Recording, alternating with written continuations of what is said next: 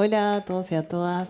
Bueno, muchas gracias por venir, muchas gracias a la gente que ve esto después por YouTube también.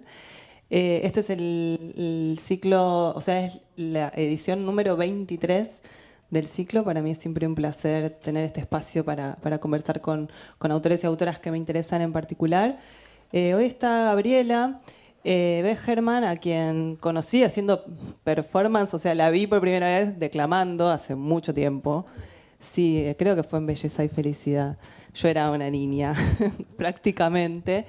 Y para abordar esta conversación, esta entrevista puntual, estuve pensando, digo, hay muchas cosas para charlar, me parece que si ustedes están acá, algo deben haber leído de ella. Gabriela escribe poesía, escribe narrativa, traduce, hace performance, da talleres literarios, entonces me parece que está bueno ir pasando por todas estas facetas suyas.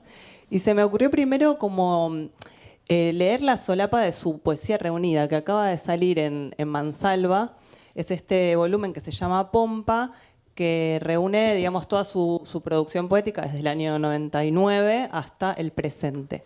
Porque la otra vez, la entrevista anterior, que fue con Mauro Libertela, estuvimos pensando, yo le pregunté sobre el periodismo y él me dijo que hacía entrevistas, tiene un libro de entrevistas con escritores y me contó que a un escritor lo entrevistó leyendo su entrada de Wikipedia y comentando línea por línea de su biografía de Wikipedia, como para también un poco desmitificar todo lo que se suele decir ahí o tener una versión más cercana de cómo está hecha cierta trayectoria artística.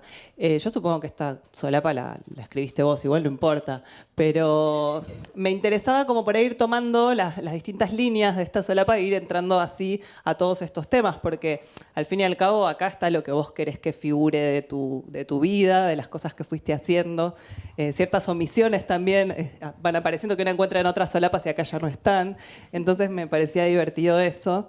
Bueno, entonces acá dice Gabriela Bechermann, nació en Buenos Aires en 1973, publicó poesía, Alga, Crin, Pendejo, Ubre, Querida y Aurelia. Narrativa, Presente Perfecto, Linaje, Heroína y Un Beso Perdurable. También un manual literario, El Libro de Escribir. En los 90 codirigió la revista Nunca Nunca Quisiera Irme a Casa. Como Gaby Bex, editó un disco de música electrónica, Mandona. Tradujo a Jane Bowles, en quien se inspiró para escribir y dirigir la obra teatral Campo Cascada. Hace un par de décadas coordina talleres de escritura. La relación entre palabra y cuerpo es el foco de su búsqueda artística actual.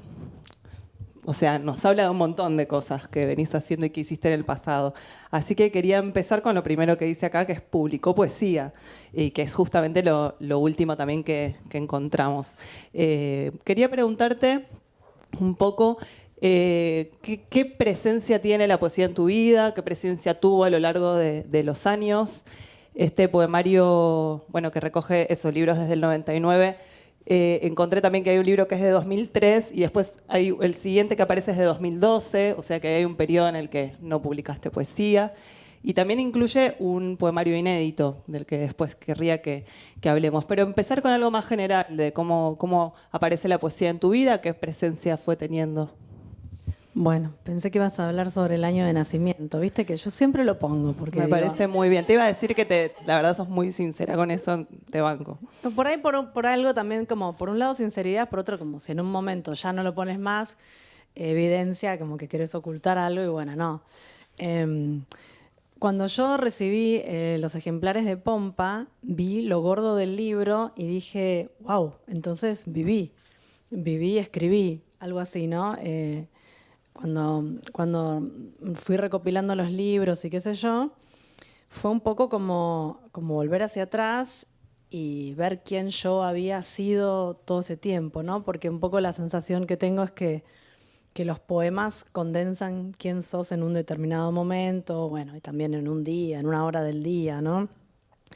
Eh, bueno, mi relación con la poesía tiene un comienzo performático en donde yo no fui la protagonista. Y a veces he contado esto, pero me gusta recordarlo. Yo estaría, ponerle, no sé, en tercer grado, cuarto, quinto grado, una cosa así, y hubo un acto escolar. Entonces un chico que era un año más grande que yo, que no sé, estaría en quinto o sexto grado, recitó un poema que había escrito. Y yo no lo podía creer. No podía creer que alguien hubiera escrito esa genialidad. No podía creer me imaginaba cómo se sentía estar leyendo su poema frente a ese salón inmenso lleno de toda la escuela y otra gente más. Y además, creo que también, por eso se mezcla un poco como esta cosa performática y también ese juego lingüístico que no me imaginaba que fuera posible. Seguramente había leído poemas, pero lo que se me mostró ahí fue que uno podía hacer los poemas, ¿no? Y me sorprendió muchísimo que había usado una palabra que yo no conocía, que era enmarañado, lo cual podríamos pensar que se parece bastante a la forma en que escribo. Él había escrito algo como nubes enmarañadas. No sé de dónde lo habrá sacado él. Entonces yo fui corriendo a escribir mi primer poema y obviamente utilicé la palabra enmarañado para asegurarme de haber entrado en el mundo poético. Y bueno, mi primera lectora fue mi abuela que leyó ese poema y también, bueno, mi dicha abuela estaba chocha. Entonces, bueno, qué sé yo. Y ese primer poema que yo escribí hablaba algo así como de un horizonte lejano y había como unos ángeles y como que llegaba aún más allá, ¿no? Lo perdí el poema, durante mucho tiempo anduvo por ahí, después finalmente se perdió, pero me quedó esa imagen como de un anhelo, de algo lejano, sublime y un poco entre las luces y las sombras. Y un poco como algo de eso quedó también, ¿no? Entre lo performático y esta imagen un poco, no sé, ideal de algo que está por encima de lo rutinario, de lo cotidiano, de lo conocido. Y bueno. Y después tu obra poética, digamos, ya la que publicaste, surgió, no sé, de una experiencia de taller o de una necesidad tuya, digamos, ¿cómo aparece ya esa escritura? No digo profesional porque me parece que sería demasiado, pero sí de esa práctica más cotidiana, ¿no? No, escribía, en realidad escribía narrativas. Yo era lectora de las novelas rosas de Victoria Holt, que tenía una serie de novelas todas iguales, como que cambiaban. Entonces yo dije, bueno, voy a hacer mi propia novela de esta serie y tiqui, tiqui, tiqui con la máquina de escribir. Bueno, yo iba a un country y sufría muchísimo en ese country porque obviamente no me gustaba mucho el tema del vóley o, no sé, los deportes. Entonces, bueno, ser un outsider era una posibilidad. Si bien yo no me daba cuenta, la elegía. Entonces yo tenía una máquina de escribir Olivetti y iba a la pileta del country con la máquina de escribir. Y bueno, y escribía mi novela ahí como delante de todos los adolescentes que, qué sé yo, hacían cosas asquerosas, violentas. Y bueno, mi sistema anti-bullying fue la literatura, como para tantos escritores. Y después, bueno, iba probando poesía, qué sé yo, iba probando y probando. Y creo que el momento en donde me pude largar más como con algo propio fue ya a partir de lecturas, cuando estaba en letras, con Perlonger y Marosa Di Giorgio. Cuando conocí ese combo me dio la posibilidad de encontrar un lenguaje poético más personal y me sorprendió que pudiera como escribirse sin pensar en qué querés decir, que es un poco el camino que tomé y que sigo, por más allá de que muchas veces sí quise como decir algo, pero no es tanto mi forma, ¿no? Querer decir algo no necesariamente va a realizar un poema, sino más como una necesidad sonora o palatal, no sé, o física, digamos. Bueno, está la omisión de la carrera de letras en la solapa, como que ya está, ya quedó Pero atrás. antes ponía licenciada en letras. No sé si licenciada, pero como fue a letras, como bueno, igual ya Ni está, me di cuenta, ni hace falta decirlo.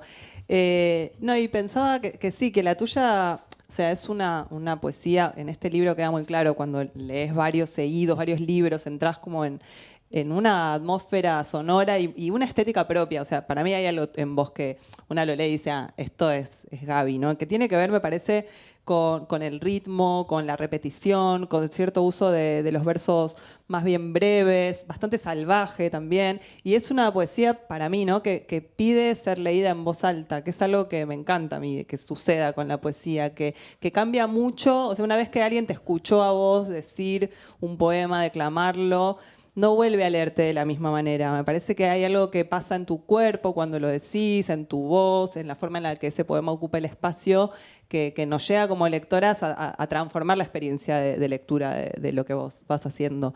Y también hay temas que aparecen, que entran y salen a lo largo del tiempo, que también eso fue interesante al momento de leer una obra reunida de una poeta que todavía está en actividad.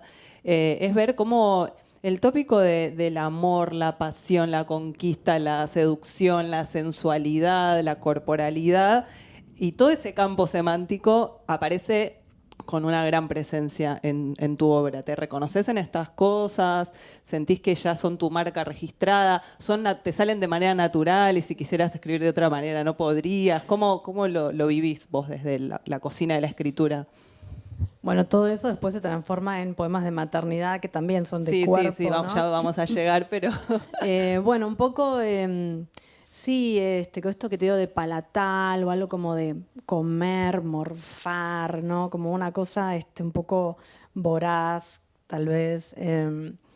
Es mi acercamiento al impulso de escribir, seguramente, aunque también está, bueno, no sé, el padecimiento, porque sí, nuestro impulso siempre es también, bueno, ¿cómo hago para sacarme este malestar de encima? Y bueno, lo convierto en un poema a ver si resucito, si entro en una nueva vida, si renazco. Sí, y sí, en una época como me preguntaban, bueno, ¿de qué escribís? Yo decía el deseo, me parecía que era algo como una solución a esa pregunta. Em, y también algo como que me gusta pensar, no sé si es desde siempre, pero como de la invocación, ¿no? De la invocación de algo benéfico, abundante, para compartir, para dar, para obligarte a disfrutar, ¿no? Y en cuanto a lo que decís de las lecturas, es verdad que a mí me encanta oralizar la poesía y es verdad que pienso mucho en el ritmo y cada vez más quizá, pero bueno, espero que sin mi voz funcionen. O sea, hay algo como que uno hace con el corte de los versos, con la puntuación o con algo, para que, bueno, de todos modos, la persona que lee va a poner su ritmo o imaginar, o lo va a hacer mal seguramente, porque no puse la puntuación completa, ¿no? Pero bueno, viste que pasa mucho esto, ¿no? De que, bueno, jugamos con los encabalgamientos o con la ausencia de puntuación o con la ambigüedad, en donde un verso puede modificar para arriba o para abajo. Y bueno, te la jugás a que no se entienda, pero a la vez, bueno, la ambigüedad es algo que atesoramos, ¿no? Y el hecho de eso, de sentirte tan cómoda con la dimensión performática de los poemas, ¿de dónde te viene? ¿Vos estudiaste teatro y después eso se mezcló con la parte literaria o no? Porque me parece que hay algo igual muy, muy fuerte. Incluso esto, ¿no? La última línea dice, la relación entre palabra y cuerpo es el foco de su búsqueda artística actual. Y yo decía, actual nada más, siento que viene de hace rato esto, ¿no? Porque te pasa el poema, te pasa por el cuerpo, te sale del cuerpo, hay mucha fisicalidad, esto de las repeticiones, vos usás sobre todo comas, ¿no? Como en cuanto a puntuación, y eso también le da como una agilidad. No sé, quería preguntarte un poco eso, porque me parece que mucha gente te asocia a la performance, a la puesta en escena del poema, pero primero son poemas seguramente, que vos después les das esa vuelta, ¿o no? Bueno, cuando doy taller, yo digo, bueno, lean el texto en voz alta y no solo eso, sino díganlo de pie caminando y traten de memorizarlo. Yo no lo hago, memorizar, pero lo recomiendo. Digamos, ¿qué nos pasa en las lecturas cuando vamos a leer a lugares y hay gente y lees el poema, decís, no, esta palabra realmente no va. O acá se está haciendo largo, baja. Hay una percepción en esa escucha que te da mucha información. En cambio, cuando estás sola en tu computadora, sentada, y bueno, metele nomás, no hay nada que te lo corte. Digamos, creo que hay una parte de lo performático que ayuda mucho a corregir y ajustar todo lo que es poesía e incluso la prosa. Lo que pasa es que es más difícil leer prosa porque es más larga y tiene otra respiración. O sea que no es necesariamente solo por ser alguien a quien le gusta desplegarse de pie en el escenario, sino que en sí la oralidad y que haya alguien del otro lado modifica tu percepción.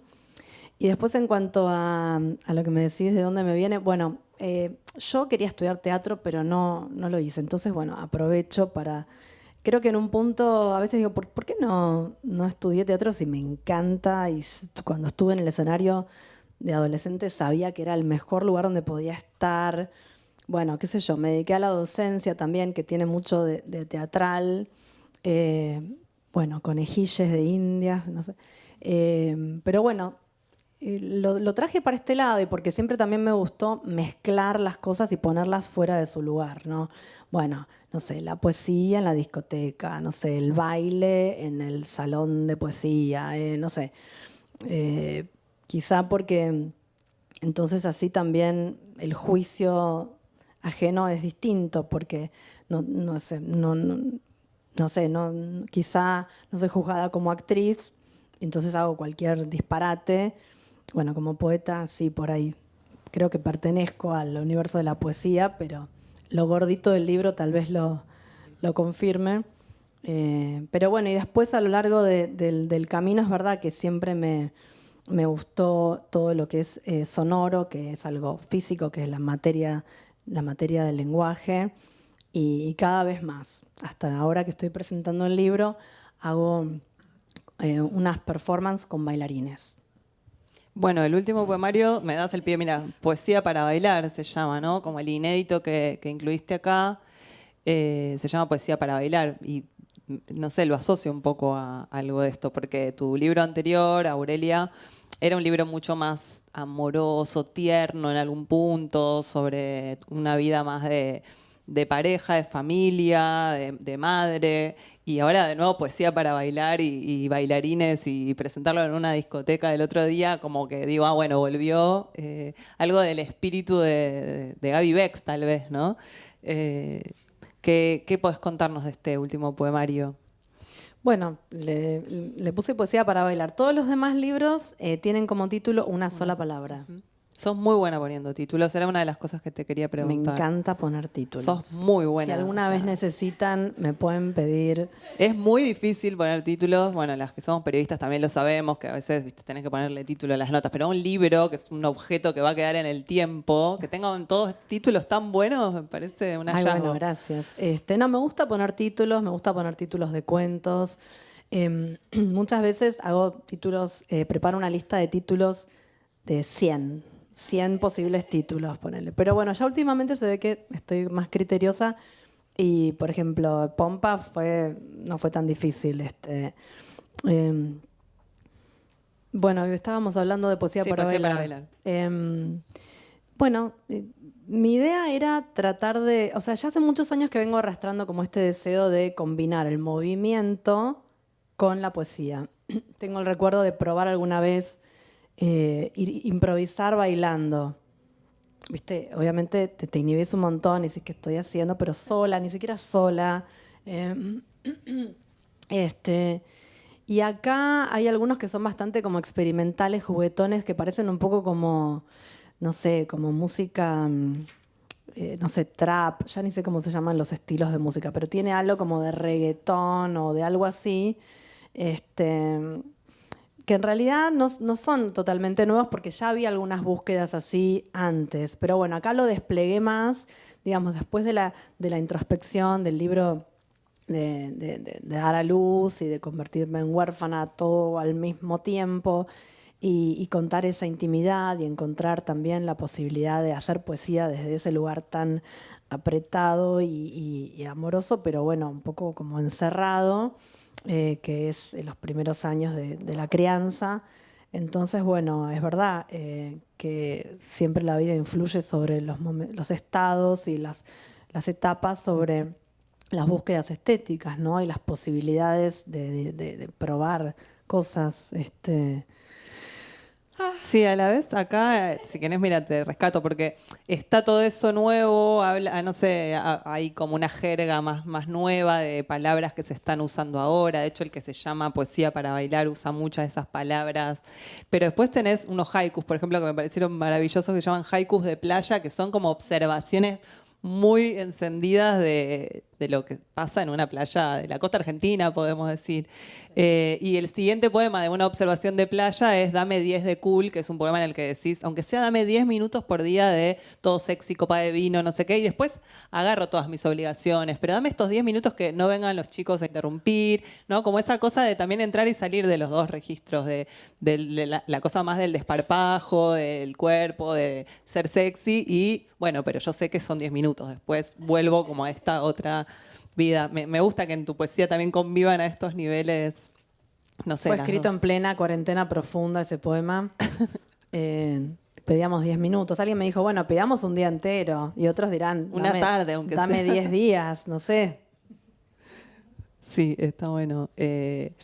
Y pasemos un momento a la narrativa, porque me parece que también está bueno pensar un poco tu obra desde la prosa y desde la poesía. Tenés varios libros de narrativa, tenés Presente Perfecto, que son 2 novelas breves, Linaje, que es una novela erótica, Heroína, que es un libro de cuentos, y Un beso perdurable, que son pequeños relatos autobiográficos, digamos, de pocas páginas. O sea que si bien todos son narrativa, a grandes rasgos, cada uno tiene sus particularidades formales. No es que escribiste todas novelas. Eso me pareció interesante. Y sobre todo en los primeros 3 libros hay personajes más sacados, con las emociones más a flor de piel, muchos habitantes de la noche, ¿no? De ese mundo de las discotecas. Aquel mundo. Todos tienen un gran pulso narrativo, manejás muy bien los diálogos, ¿no? Como que pones en juego un montón de recursos literarios. Y después también noto que en Un beso perdurable, que es un libro que se puede leer muy cerca de estos poemas que vos decís de maternidad y de orfandad, aparece como una cosa menos desenfadada, más tierna, más a flor de piel. Y la pregunta sobre cómo cuidar a la gente que se quiere. Hay una narración muy fuerte y muy íntima, que es el parto de tu hijo, ¿no? Como que también el dispositivo narrativo contiene esa experiencia. ¿Cómo te sentís escribiendo narrativa y yendo y viniendo de la ficción al relato autobiográfico? Bueno, es verdad, las primeras publicaciones de textos narrativos son novelitas, novels, y después también relatos. Al principio, sobre todo, era como, bueno, ese deseo de experimentar también, qué sé yo, influida tal vez por César Aira, ¿no? Y esta idea de algo que puede ir transformándose a cada paso sin tener que cumplir con el verosímil ni con una línea narrativa dura, ¿no?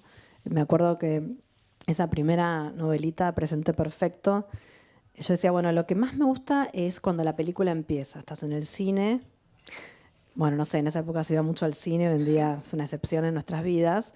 Empieza la película y en esos primeros minutos en donde, ¿qué pasará? Que todo está abierto a otras posibilidades. Bueno, de a poco, bueno, ya vas trenzando estas escenas y bueno, puede pasar esto o más o menos esto, ¿no? Entonces yo tenía la idea de hacer una novela que todo el tiempo fuera como el comienzo de la película. Bueno, así me fue, no sé. Ustedes dirán... Pero bueno, tenía ese impulso de mantener como eso abierto, ¿no? Esa sensación de inicio, que creo que también era como un poco del inicio de la juventud, ¿no? En donde, bueno, qué sé yo, a los 23, 24, que todo puedo hacer, todo puedo hacer, y cambiar a cada minuto mi rumbo, ¿no? Estos desvíos posibles.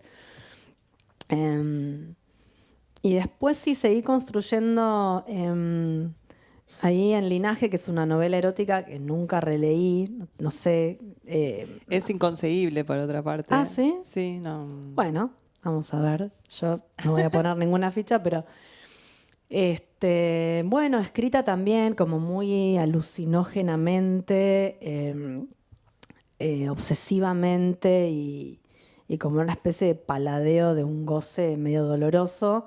Y también jugando mucho con el lenguaje, ¿no? Me acuerdo en ese momento, bueno, la idea de escribir el erotismo, pero con qué palabras, cómo se cuenta, ¿no? No sé, es muy lejano ya todo eso. Y después de ahí ya pasé a como los relatos cortos y creo que no sé, no me veo escribiendo una novela. De hecho, Un beso perdurable, algunas me dijeron, bueno, la novela, yo, ¿cómo lo leyeron como una novela? Wow, no, me pareció genial igual, porque dije, bueno, hice una novela sin esfuerzo. Pero bueno, hoy en día mucha gente escribe sin esfuerzo. Acabo de leer sin esfuerzo, perdón, borremos esto, control Z. No, esta idea de como de escribir siempre con fragmentos cortos, ¿no? Como estamos condicionados por la brevedad de las formas, sí. qué sé yo, por el escroleo, entonces escribir también es un poco como escroleo. Bueno, y sí. No, y el Dale. hecho ese de exponer un poco más tu intimidad en el relato autobiográfico, porque también podemos decir que ahora el relato autobiográfico es lo que más se está escribiendo y no todos esos relatos están necesariamente buenos, o sea, depende mucho de cómo son escritos, por supuesto, más allá del hecho a contar. Acá me parece que lográs seguir siendo vos, digamos, tu estética, tu tono, para tocar temas que vos no habías trabajado hasta el momento. Y quería preguntarte un poco eso, ¿no? ¿Cómo te sentís concediendo también eso en la literatura? Bueno, la verdad es que yo nunca me había imaginado que iba a escribir sobre la familia. Me parecía el tema más aburrido del mundo, a lo que no era literatura, o sea, era lo contrario de la literatura. Un poco estoy volviendo a ese concepto ahora. Pero bueno, tenía que escribir de lo que me pasaba porque era tan fuerte y creo que un poco veo como un momento bisagra, tanto en mi vida personal como en el proyecto artístico, no sé, o en la búsqueda literaria.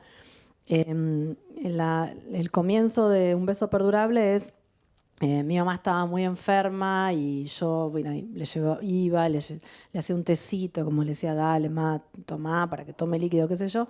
Parecía todo, no me parecía, era muy fuerte y muy terrible lo que yo estaba viviendo. Y escribí un texto con eso. Me pareció que era algo que nunca se lo iba a mostrar a nadie. Y charlando con Eduardo Muslip, que es amigo de un escritor genial, bueno, se lo pasé. Y él me responde, muy lindo el texto. Yo me quedé muda. Porque digo, ¿cómo va a decir que es lindo? Si es terrible lo que estoy contando ahí. Es como estar a las puertas de la muerte y ver que, viste, esto no va... Bueno, yo no podía creer que me hubiera hecho eso. Me sorprendió mucho. Qué interesante que es recibir la mirada de otra, ¿no? Y eso creo que me modificó un montón la visión que yo tenía de que eso se podía convertir en algo que un día podía formar parte de un libro, pero fue un proceso largo, ¿no? Y después, cuando tuve a mi hijito, me llega una propuesta que no estaba dirigida a mí, era una propuesta de un taller de escritura con fines terapéuticos que daba una mujer, Rosa Goldenberg, que es una divina psicóloga, que había venido a mis talleres. Yo trabajo en talleres hace muchos años. Y yo como estaba con un bebito de un mes, me pareció un planazo. Le dije, ¿puedo ir? Ella se inhibió un poco, pero me dijo, bueno, vení. Entonces yo iba ahí con la mochilita, qué sé yo, era todo fácil, ahora me parece, o sea, en ese momento me parecía dificilísimo, pero ahora lo veo que era fácil, porque era una cosita que ponías acá, que ponías allá. Y eso me ayudó a tener como una frecuencia semanal y de encuentro. O sea, lo que yo nunca había hecho, que era estar del lado de quien participa de un taller, porque la verdad es que nunca había tomado un taller, fue la primera vez, ya hacía muchos años que daba talleres. Y bueno, después produje otros textos, incluso como recuperé algo que había escrito por ahí, pero me conectó mucho con poder escribir lo que me estaba ocurriendo, que era algo como una especie de ola de tsunami, y poder componer algunas páginas, ¿no? Porque, bueno, muchas veces las personas que vienen a taller están escribiendo una novela familiar. Y yo les digo, no, por Dios, no hagas eso porque seguro va a ser un fracaso. Es muy difícil escribir una novela. Entonces les recomiendo hacer como pequeñas entradas y siempre ingresando por algo lateral, como si yo te dijera, bueno, escribí sobre un color. ya me voy al próximo punto de la entrevista seguramente, ¿no? Pero es verdad que tengo mucha vida de dar talleres y bueno, pienso que la gente está escuchando esto, entonces como quizá compartir estas experiencias de cómo encontrarte a través de la escritura con la experiencia, cómo transformarla, cómo darle forma y cómo salir del texto también, ¿no? Sí, el resultado también son textos con los cuales una se puede sentir identificada o empatizar, que a veces creo que la poesía te puede provocar eso o no, te puede llevar hacia otro lugar, ¿no? Te puede poner en otra sintonía. Pero acá es como que una, no sé, empatiza con las cosas de la vida de otra mujer, aunque no te conozcas. Me parece que ahí hay algo de lograr que la literatura también, eso, genere cercanía, que está muy, muy logrado y con mucha sensibilidad, digamos. Y sí, me diste el pie para que te pregunte por los talleres, que es un tema que a mí me interesa mucho. Me interesa también eso, que vos seas docente sin haber tomado taller, que es toda esa dimensión performática de dar clase, ¿no? De estar dirigiéndote a un público, ¿no? De estar poniendo ahí algo. Es una puesta en escena también, una clase. Y vos sacaste este libro, creo que fue el año pasado, ¿no? Sí. El libro de escribir. Que me parece, la verdad, un acto de generosidad increíble para un montón de gente que en este país es muchísima, la que está como queriendo escribir o probándose en la escritura, porque básicamente son tus consignas, o sea, son el acervo que tienen los docentes son sus consignas, ¿no? Es la forma en las que las das, la forma en la que le transmitís a tus alumnos y alumnas cuáles son tus recursos a la hora de transmitírselos y que ellos se pongan a escribir. Entonces, lo primero que te quería decir es que me parece genial que las hayas reunido, que las hayas prologado, que las hayas ordenado. Está dividido en zonas, el libro, Nacer, Hábitat, Bonanza, Aventuras. Creo que hay una que se llama Ronda, que son consignas para hacer grupales. Es un recurso pedagógico buenísimo. Si alguien nos está escuchando y da clase y no lo tiene, les recomiendo que consigan el libro.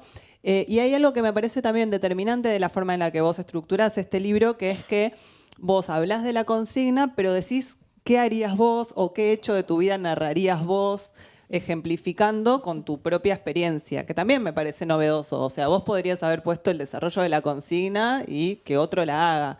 Y vos te involucrás como escritora diciendo, no, a mí me pasó tal cosa. No sé, por ejemplo, había una... No sé, había un montón de consignas, ¿no? Que una sobre objetos amados domésticos. Bueno, entonces anda por tu casa buscando qué objeto y hablas del que a vos te involucra en particular. O no sé, ¿cómo fue que dejaste de ver a una persona que solías frecuentar? Bueno, y confesás vos también. Entonces quería preguntarte un poco esto, el hecho de que en esta solapa que estábamos usando, vos lo llamás un manual literario y también decís hace un par de décadas que da taller, ¿no? Como, ¿qué hay atrás de ese par de décadas? ¿Cómo fuiste ganando seguridad, experiencia? ¿Nos podés contar un poco todo eso? Bueno, me encanta dar taller, es algo que me da mucha felicidad. No sé, creo que está toda esta cosa performática y de confianza que se da, ¿no? La persona que viene al taller, también di clase en un secundario muy lindo, Paideia, muchos años. O sea que ahí estaban obligadas las niñas, pero bueno. Los adolescentes, ¿no? Eso es secundario. Sí, 13, 14. Ah, Eran chiquitos. todavía medio niñes. Pero hay algo como de, bueno, vos hacés lo que yo te digo, confía y va a salir, va a salir bien, ¿no? Bueno, creo que esto lo pongo en el prólogo. Muchas veces la gente viene y te dice, ¿puedo? O sea, ¿quieren que les des la autorización para ser libres? Sí, sí. Vos veniste a mí para que yo te dé la libertad. Antes de que complete la pregunta, yo ya les digo sí. Como puedo romper la regla, puedo no hacer exactamente la consigna. Entonces, bueno, creo que, digamos, los mandatos y las limitaciones y el miedo al juicio externo y al propio juicio son muy fuertes y son son las cosas que nos impiden disfrutar de escribir. Y a mí también me pasa, ¿no? No estoy por fuera. Obviamente es más fácil dar un consejo que seguirlo una misma. Pero hacía muchos años que tenía ganas de escribir este libro y bueno, lo escribí en pandemia, que fue una manera también de sobrevivir porque tenía esta obligación de sentarme y escribir, y además que fue el año que más gente tuve en talleres porque todo el mundo estaba como loco queriendo expresarse y también conectarse. Entonces, digamos, no sé cómo habrá sido para bailarines y actores y actrices, me imagino que terrible, desgarrador, pero para escribir la situación no era tan terrible porque estabas metida en tu casa y no tenías mucha excusa para irte de joda. Entonces, bueno, realmente en mi caso me sirvió mucho como línea tener este proyecto y incluso yo decía, bueno, pero ¿cómo lo voy a escribir? Porque lo tenía, de hecho, hace mucho tiempo, escribir las consignas. Y estas son algunas, en realidad había otras que no puse y podría ser el segundo tomo. Bueno, no sé. Y entonces un amigo, José Fraguas, otro escritor amoroso, me dijo, hacelo a tu manera, no sigas ningún modelo. Imagínate, o sea, es lo más básico que le podés decir a alguien de taller, pero él me lo dijo a mí. Y yo dije, ay, ¿cómo es? ¿Cómo me habilitó? O sea, queremos habilitación. El taller se podría llamar taller de habilitación. Y entonces empecé a divertirme escribiendo, que creo que es la manera ideal de escribir, ¿no? Cuando vos forzás, divertite, haz una digresión, decí otra cosa, decí lo que está pasando, que es lo que hace I. Acevedo, por ejemplo, ¿no? Y después va a aparecer eso que más o menos, o sea, lo que tenías en la cabeza se va a ir transformando en el proceso de escritura, y es lo que me pasó a mí también escribiendo estas consignas. Y después yo tenía también la idea de, bueno, otro proyecto era, voy a hacer todas mis consignas, así voy a escribir un libro. Bueno, al final los dos se condensaron en uno. Pensaba por un lado que muchas veces cuando la gente quiere tomar taller, quiere ir a leer algo que ya escribió, ¿no? Como quiere ir a una clínica más que a un taller, a que le leas lo que viene escribiendo en soledad. Y que en tu caso y en muchos talleres están planteados de una manera o de otra, son consignas disparadoras, ¿no? Para sacarlos de los lugares más conocidos, para hacerlos pensar de otra manera. Eso, tirás varias máximas vos en el libro que me parece que están buenas. Lo nimio vale oro, decís en un momento. Como eso, ir al detalle, como buscarle el procedimiento y correrse un poco de esas zonas más cómodas que cada una tiene al momento de escribir. Pero me preguntaba también eso, vos trabajás con la escritura de otras y de otros permanentemente, teniendo que intervenir sobre esos textos, tirando consignas, a su vez escribís sobre las consignas en el libro. ¿Y cómo todo esto interfiere en tu propia escena de escritura? Cuando llega el momento en el que vos te quieras poner a escribir lo tuyo, ¿cómo entra o sale todo esto? Sí, es verdad que influye. Un poco cuando empecé a dar taller sentí que bajé mucho a la cantidad de cosas que escribía yo, pero bueno, mejor, así si escribo es porque realmente tengo que escribirlo. Y después, a veces también dando taller, tiro una consigna para hacer en el momento y bueno, dale, yo también lo hago y algunas cosas salieron de ahí. Y bueno, y también el momento en que yo, por ejemplo, ahora justamente estoy en un momento así que digo, bueno, ¿y ahora qué? ¿Qué quiero? ¿Qué voy a escribir? ¿Qué puedo? ¿Para dónde? No soy de escribir mucho, la verdad, porque bueno, todo esto son muchos años, pero digamos, bueno. Bueno, pero salen libros tuyos cada saliendo dos años. Sí, va saliendo, pero no es que todos los días escribo ni nada, ¿no? Pero bueno, me empujo un poco a probar y me parece que está bueno mantener como un espacio tipo diario o un archivo en donde, bueno, puedas ir escribiendo cosas que no estén directamente planteadas como literatura, como proyecto, ¿no? digamos. Claro. Y muchas veces por ahí viene como de recopilar algo que estaba ahí. O también escribo porque me piden cosas. Pídanme así escribo. Escritura por encargo te funciona. Sí, o qué sé yo, por ejemplo, la historia feminista de la literatura, bueno, me costó un montón, pero finalmente escribí algo y así cada tanto algo me piden y bueno, me involucro y lo hago desde o sea que bueno, son como mis talleristas espontáneos de la existencia. Está bueno. Sí, pero debe ser difícil. Cuando estás tan metida en la escritura de otros, en darle lecturas, en darle consignas a otras personas, como bueno, tu propio espacio, ¿no? Como dónde queda. Vos también sos traductora, o por lo menos tradujiste algunos libros. No, me parece interesante también hablar sobre ellos. Tradujiste a Jane Bowles, que bueno, es una gran escritora, que fue pareja de Paul Bowles. El libro se llama Juego de Damas, salió en Eterna Cadencia y dio pie también a una obra de teatro que se llama Campo Cascada, sobre textos de ella. O sea, de nuevo, la literatura y la puesta en escena. Quería preguntarte cómo te sentís en ese rol de traductora, si tradujiste otras cosas. Creo que sacaste ahora un libro, una nueva traducción. Que nos cuentes un poco cómo elegís qué traducir, de qué manera te metes en la voz de otra persona. Bueno, no traduje mucho. Yo comencé mi vida docente dando clase de inglés, entonces, bueno, tenía buen manejo del inglés. Con los años se me va achicharrando porque no lo uso mucho. En un momento, yo siempre fui fan de Jane Bowles, que es una escritora divertidísima y, bueno, su vida también es muy desopilante, aunque no terminó bien.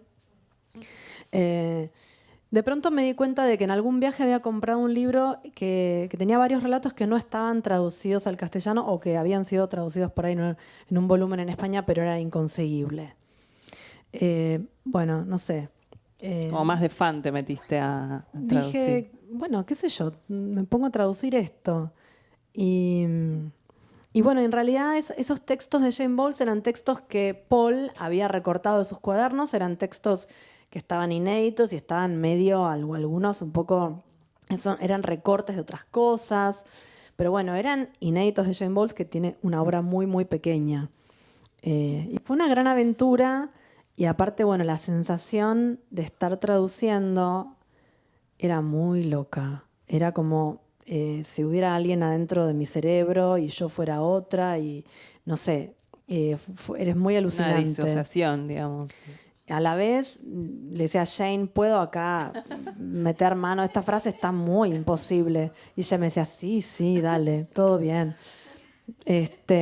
Bueno, yo vi que Jane murió en 1973, en mayo, y yo nací en octubre. Entonces, en una época cuando era niña, yo pensaba que era la reencarnación de... No voy a decir porque es demasiado. ¿De quién? María No, Antonieta. Ah. No, too much. Me encanta. Leí una de las novelas que leí de Victoria, me pongo colorada. Era una novela histórica, y entonces dije, bueno, María Antonieta, yo no sé, los números, ¿viste? Siempre me gustaron los números. Y dije, bueno, Jane Bowles, después más grande, no, Jane Bowles murió, el alma, bueno, viajó desde Málaga hasta, tuvo tiempo en esos meses de llegar a mi ser, bueno, no sé, pero evidentemente empatizaba con Jane Bowles. Y bueno, después de eso, no, pero hace unos años, la última versión del Festival de Poesía de Rosario, en 2019, escuché a una chica canadiense, Ashley Obscura. La escuché leer y no sé de dónde me vinieron las ganas de decir, bueno, podría traducir algo de ella. Tengo un vínculo con Canadá, hay parte de mi familia, hay una prima muy, muy querida, entonces no sé, algo con Montreal, qué sé yo. Y bueno, me puse a traducir su libro, que en este caso era muy distinta la sensación, porque es una chica joven, este es su primer libro. Yo sentía que, bueno, no sé, como que tenía mucha libertad para traerlo un poco como para mi sensibilidad poética. Sí, igual digamos. le podías preguntar también las cosas porque está viva y en Canadá y te contestaba Pero los mails. no habla castellano, ¿qué me puede decir? Y bueno, y acaba de salir publicado ese libro en Socios Fundadores. Bueno, bien, lo vamos a buscar. ¿Y te ves volviendo a traducir o tiene que ser Esperá, algo así? Esto te iba a decir. Ahora me puse yo a traducir mis poemas al inglés. Ah, o sea, al revés, en vez de ir hacia... porque me gustaría que me publiquen en inglés. Como nadie me agarra para traducirme, me traduzco yo misma. Está perfecto, me parece un gran ejercicio Autogestión. aparte, ¿no? Sí, raro, sí. Y quería preguntarte también porque hubo una adaptación al teatro de textos tuyos, nada más y nada menos que por Maruja Bustamante, y quería preguntarte cómo viviste esa experiencia, cómo fue el proceso, si vos te involucraste, no, digo, porque con todo este ímpetu tuyo por estar en escena también, que alguien agarre tus textos y haga una apuesta, debe ser raro. Bueno, confío muchísimo en Maruja. De hecho, Maruja venía a mis talleres, ya ella era una directora, pero bueno, no tenemos mucho cariño y qué sé yo. Hubo dos tandas de esa obra. Ella hizo una obra llamada Ave del Paraíso, La primera versión fue para un festival de poesía y teatro en Timbre 4, que se hizo creo que en 2018, una cosa así. Y ella hizo una obra en donde había 9 actores en escena. Y yo no participé, fui a ver la obra y me fascinó, era muy impresionante el trabajo que habían hecho y las interpretaciones y el cuerpo. Bueno, se hicieron un par de funciones nada más porque era para ese festival. Y después, el año pasado, en 2021, hicieron otras funciones más diferentes y ahí me invitó a participar. Me di el lujo de, qué sé yo, canté, dije un par de poemas, o sea, yo era como una más del elenco. Y se hizo en el jardín de la que era la casa de Oliverio Girondo. ¿Cómo se llama el museo? Googleen. No, José Hernández, José Hernández. ahí en Suipacha. En unos jardines, bueno, te movías por los jardines. Así que bueno, se hicieron un par de funciones, pero me quedé con ganas de más. Y sí, bueno, es cuestión de hablar con Maruja. Hablemos con los jardines, Claro, dirección claro. de jardines. Sí, sí, sacar la poesía al aire libre. Para ir terminando, quería preguntarte, porque mencionaste a varios autores y autoras, sobre todo de narrativa o amigos y amigas tuyos, pero quería preguntarte, a vos como lectora, digamos, sé que tenés una gran biblioteca, ¿quiénes son tus autores o autoras de poesía más leídos? O así, esos libros a los cuales volvés, que tenés más subrayados, poemas que te sabes de memoria de otras personas. Ay, estas preguntas me las tendrías que haber dicho antes, porque bueno, lo primero que me viene a la mente es Me gusta que sea espontáneo. Bueno, Juan L. Ortiz. Juan L. Ortiz es, yo le digo la Biblia, porque es... Sí. ¿Me siento libre? ¿Eh? Claro. Bueno, yo le digo la Biblia, es la obra completa y siempre está a mano. Algún poemita por ahí me sé de memoria o me lo sabía. Bueno, es una poesía muy de la invocación y del bien y del amor por la naturaleza y de la contemplación, que es como un lugar que me parece lo poético. Después, hace unos años, ahora me viene a la mente Sharon Olds, que bueno, me voló la cabeza, no sabía si decir esa expresión, pero bueno, la digo. Son esos poemas contundentes, digamos, cuando terminas de leer un poema, bueno, hay que respirar un poco y no das vuelta a la página rápido. Me fascinó mucho de ella cómo puede condensar vivencias que son de la vida muy concreta y a la vez muy profundas y como verdades de la existencia y de los vínculos en unos poemas como muy fuertes y como impecables. Y ahora sumé en esa línea a otra escritora que yo no conocía, que es Ellen Bass o Ellen Bass. Bueno. Sí, me Mañana va a volar la cabeza. corriendo. También se editó por Gog y Magog. No la conocía. Ya sé cuál es el libro. Bueno, un poco en esa línea también, como esos poemas que, bueno, el primer poema del libro, que es el que da título, se llama Todos los platos del menú y dice algo así como: lo que buscamos en la poesía es volver a entrar en nuestras vidas, ¿no? Digamos, ¿qué es lo que te da un poema, no? Un poema te devuelve a como si volvieras a empezar, ¿no? Como esta idea de volver a entrar en nuestras vidas. Bueno, estamos desfasados, como si fuera, no sé, como el tuneo de la radio que está como... Zzz, y entonces, de pronto, cuando atravesás la lectura de un poema, que evidentemente es una experiencia, es un acto que tiene que ver con la experiencia, bueno, como volvés a sintonizar con algo que es tan auténtico y verdadero que te hace creer en la vida. Muy bueno. Muy buen remate, Gaby, armaste. Muy bueno, porque aparte antes mencionaste a Perlonger, a Marosa y Giorgio, que son por ahí, no sé, obras que asocio más a tu producción, y ahora los que mencionaste, no sé si una los hubiera asociado. Me gusta también eso, que leas cosas que no se parezcan a los que vos escribís. Sí, son más de madurez, ¿no? Son cosas como unas visiones quizá más de, bueno, buscar una explicación, o no sé si buscar una explicación, pero como entender o que tiene que ver un poco más con otro posicionamiento en la vida, ¿no? No sé. Quería terminar con una pregunta sobre la década del 90, que fue, digamos, la década en la que empezaste a producir tu primer libro de poesía, por lo menos el primero de Pompa es del 99, y que creo que se asocia un poco a tus primeros libros, sobre todo a la estética de Belleza y Felicidad, a cierta eclosión de un tipo de escritura poética más cerca de la vida cotidiana, de la década del 90, que fue la década en la cual, por lo menos en la literatura argentina, la poesía tuvo una relevancia mucho mayor que la narrativa de los 90, ¿no? Como que la poesía del 90 es algo sobre lo que volvemos, fue como un semillero de un montón de autores y autoras a quienes seguimos leyendo. Y quería preguntarte un poco qué recordás con mayor énfasis de ese momento. Bueno, de esto de que veníamos hablando, ¿no? Del desparpajo, de organizar de manera autogestiva las cosas, de ir a ferias, de llevar la poesía a cualquier lado puesta, como que tengo eso, yo era bastante chica, pero me acuerdo de eso, como que me impresionaba cuánto circulaba cotidianamente la poesía en la vida social de la ciudad o en la vida cultural. No había redes sociales. No. Entonces la red social era algo físico.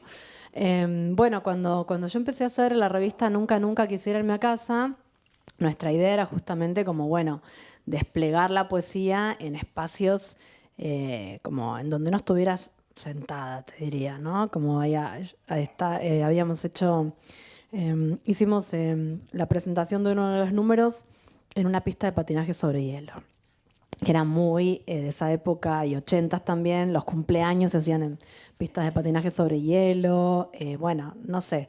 Entonces teníamos un, ¿cómo se dice? Un megáfono. Megáfono, gracias. Esto está bueno en la vida, habría que tener a alguien que te diga las palabras que no te salen. Entonces íbamos patinando con el megáfono y atrás iba patinando la gente como escuchando el poema, todos patinando.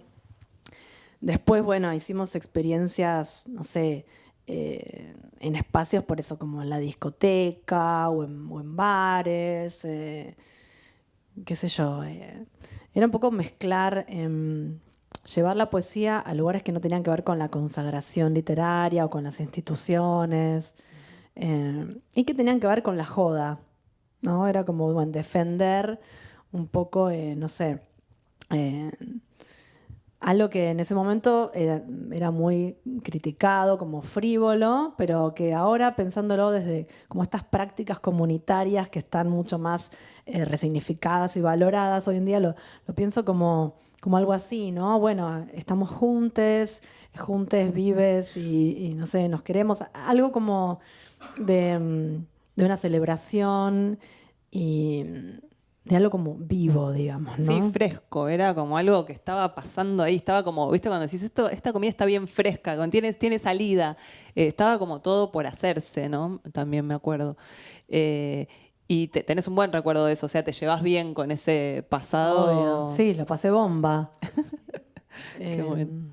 Conocí Estaría mucha bueno gente. como que haya algún documental. Siento que falta un poco de la parte visual, de recuperar un poco ese archivo, ¿no? Como que esas lecturas que se daban en lugares no tradicionales. Ay, me acordé de otra. Me acordé que había organizado como un ciclo de lecturas performáticas en un bar de la calle Arroyo, que yo no sé cómo llegué ahí realmente. Bueno, no había la cantidad de restaurantes y bares que hay hoy, ¿no? Había como un 5%, porque no sé cómo fue que yo llegué ahí y le dije, hola, qué lindo bar, me gustaría organizar un ciclo. Bueno, está bien. Y entonces había hecho yo también mi propia performance, eran mis amigas que iban entrando a medida que yo leía los poemas con camisones de mi abuela y yo las maquillaba pésimo, todas recontra maquilladas. Después ponerle, no sé, Cecilia y Fernanda hacían algo, Lola Arias, la gente de la estación halógena, Nácar Elif, y así como la gente, los que escribíamos en ese momento, que, bueno, ay, me acordé de eso. Qué bueno. Bailes. Bueno, estás como para algunas preguntas del cuestionario Proust, así Ay, sin Dios. pensar mucho. Bueno, a ver, espero que no me toque una mala. Si no, saco otra. Bueno. No lo revisé últimamente, el cuestionario Proust. Marcel. Bueno, a ver, saca 3 papelitos, no los mires y yo te los voy a ir leyendo. Sí, yo te leo la pregunta y vos la contestás. Ahí está. No. Qué durito el papelito, me esperaba A que era. ver. No es 90 gramos eso. No, creo que 120. Mira, esta la podemos saber porque ¿cuáles son tus poetas favoritos? Ya medio que Ya la está, contestaste. la contesté. Bien. Listo.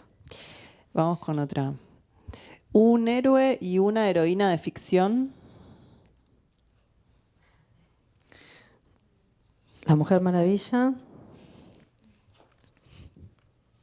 Que yo tenía una prima que me decía que yo le parecía a la Mujer Maravilla cuando dormía, tenía el pelo así, no sé. Tenía 6 años. Y un héroe, estoy sufriendo mucho. No. Sufren por mí. Después te digo. Dale, pensalo un ratito más. Esta no salía casi nunca. ¿Cuál es tu nombre favorito de hombre y de mujer? Ah, bueno. Vos pones buenos nombres también a tus personajes. O sea, sos buena poniendo nombres. Ornella. Me voy a decir el de mi hijo. Cosme. Cosme está bueno también. Muy original. Bueno, espera, saca una más porque la de los poetas no. Bueno, te dije el héroe. Tírenme, ¿de dónde podría ser? No, bueno, de alguna novela de aventuras que hayas leído. Aventuras. No sé, ¿qué es eso? ¿Qué son las aventuras? No leo cómics. No soporto, no puedo soportar los cómics. No entiendo por qué tienen tanto. Creo que algo como de los cuadraditos. Me pone nerviosa. Claro. A ver, esta la leíste. La tengo que mirar yo. No, bueno, la vi, sí, no la vi, sí, no la sí. vi. ¿Cuál es tu pintor o pintora preferido? Monet. Bien, bueno, ese lo tenías. No sé, no me importa tanto la pintura, por eso fue fácil. Bueno, Gaby, hasta acá yo llego como entrevistadora, pero ahora aprovechando que tenés todo este despliegue que te gusta un poco y que tenemos público, micrófonos, quería saber si tenés ganas de leernos algo, de recitar. Dale. Apago mi micrófono. Me voy a parar, pues yo sentada no leo. Obvio. No sé si la cámara me sigue.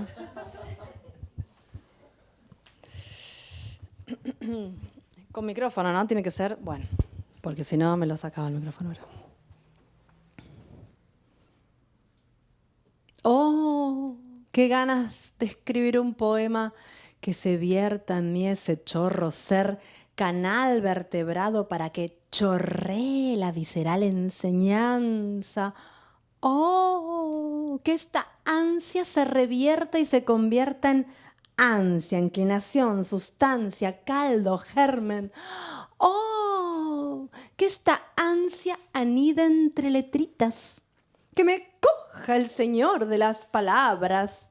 Que me lacte la madama de parole. Que se infle la lengua, toca todo. Que lama.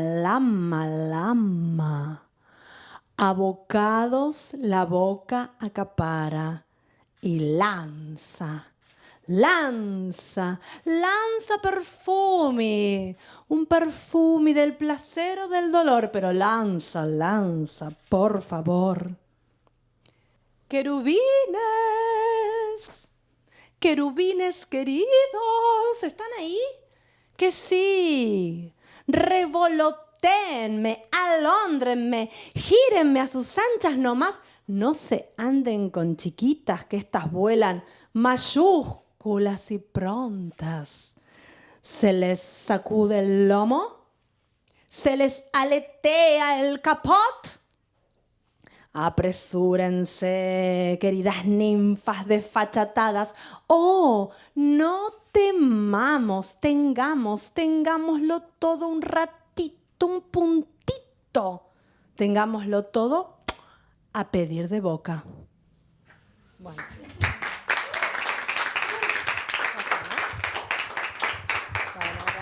Bueno, muchas gracias, Gaby. Gracias a todos y a todas por venir. Un placer para mí charlar con vos. Me encantó. Gracias a vos. Me encantó este cierre, aparte muy estelar. Y bueno, nos volvemos a encontrar el mes que viene con otra invitada que va a ser Marina Yuksuk. Así que bueno, gracias y hasta la próxima. Gracias.